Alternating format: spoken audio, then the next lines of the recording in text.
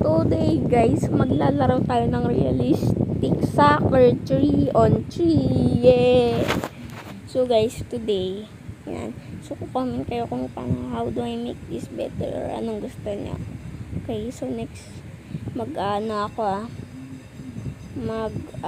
ako ng bawal tumawa. Wala akong wala akong camera para ma-show yung face ko.